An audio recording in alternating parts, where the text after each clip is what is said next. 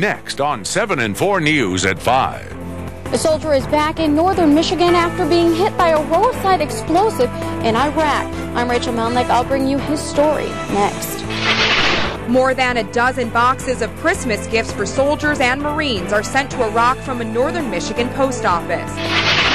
A fire in a building threatens Florida's Gatorland theme park. And Republicans and Democrats around the country make the final push before tomorrow's midterm election. Those stories and the Storm Team forecast now. Serving all of northern Michigan for over 50 years. This is 7 and 4 News at 5. Coverage you can count on.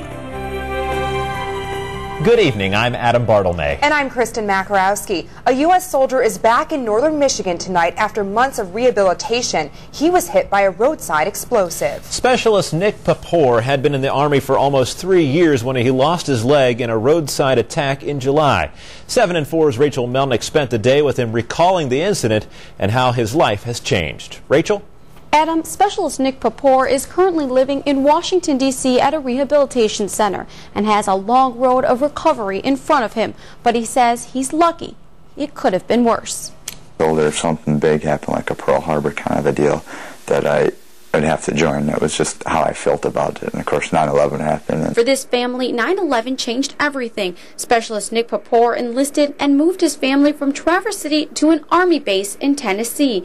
And just over a year later, he was sent to Iraq. But in July, devastation struck when Specialist Paupore's vehicle was hit multiple times by a roadside explosive. Just as we hit about 55 miles an hour, we got hit on our left side. About 6 EFP projectiles ripped through our vehicle. Specialist Paupore says his first thought was to get out of the kill zone, but he couldn't see and soon passed out, later waking up to find that his leg had been amputated.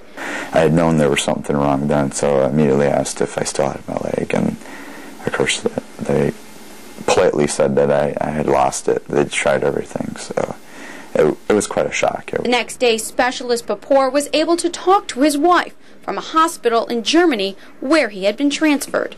I actually apologized for what had happened because I felt so bad that I had lost my leg, and but she was real, cool-headed. A few days later, Specialist Paupore was transferred to Walter Reed Army Medical Center in Washington, D.C. That's where he is currently staying with his wife, learning how to live with only one leg and using his new computer prosthetic. He says he has always knew there was a chance he could be injured or even killed in combat, but now he says his injury has put him on a new course, out of the military. But I'm going to miss it tremendously. So. Specialist Paupore has about a year of rehabilitation left and says after that he will either go back to school and become a teacher or work in the government. Reporting live in the studio, I'm Rachel Melnick, 7 and 4 News. All right, thanks, Rachel, for that story. Specialist Paupore's 2 children are staying with their grandparents in Traverse City. Paupore and his wife made the trip back to Traverse City on Friday to surprise their son for his birthday. Northern Michigan